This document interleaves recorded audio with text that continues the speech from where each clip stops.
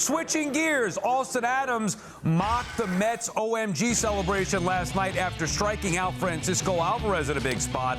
Adams was DFA'd by the Mets before the year, and to keep it clean, he seemed pretty fired up about getting the best of his former team. Steve, how'd that go over in the Mets clubhouse, Adams' celebration mocking the Mets? So, Sal, from what I gather, guys are fine with it. And that might sound weird, but it's really because of their history with Adams. They understood that this is kind of his personality. He's someone that goes to a really dark place on the mound. He was in spring training. I think you heard from Carlos Mendoza last night. He said, well, you know, we know him. We know him. We had him. So I think if it was somebody else, if it was somebody totally random, there would be more anger directed towards him. But they knew what he was when they were with him, when they were teammates with him in spring training. And I don't think many of them were all that surprised. Maybe it went a little overboard compared to what they thought he would normally be like. But I don't think many were all that surprised by him being the one to have that type of outburst.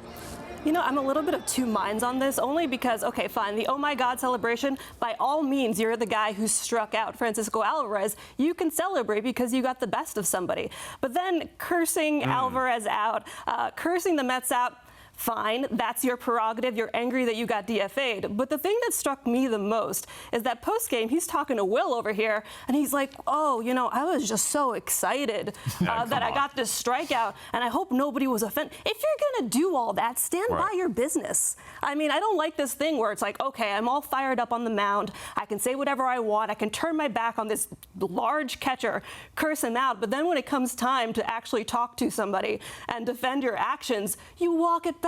That is so lame, and I don't respect that part of it. Yeah, lean into it, right? Yeah. Like if you're gonna play the villain, just do it. And I think what caught my attention from what Steve said was that they were more or less expecting something of that kind of reaction from Austin Adams. And okay, sure, I kind of get that. And I'm not saying that they should devote their rest of the season toward, you know, rubbing it in Austin Adams' face. But I do think that there's a place where you could be upset about that a little bit more than what they're showing, and that would be okay if you took that a little bit more personally. I think that would be healthier. I think that would be like, okay, let's stand up for ourselves here. And even if you do understand where he's coming from, great. Not everybody else does, right? Nobody does. Nobody knows who this guy was until yesterday. It made me mad as a fan watching that. That's my point. The fans want the players to be a little bit upset. I know Diaz said that he crossed the line. Now the Mets have to do something about it. Two things for Austin Adams. Number one, if you didn't want the Mets to DFA you, then you should have done something about it. Like actually go out there and perform. The other thing is, be careful going at Francisco Alvarez, because that would not be the one guy that I'm saying the stuff that he said toward him.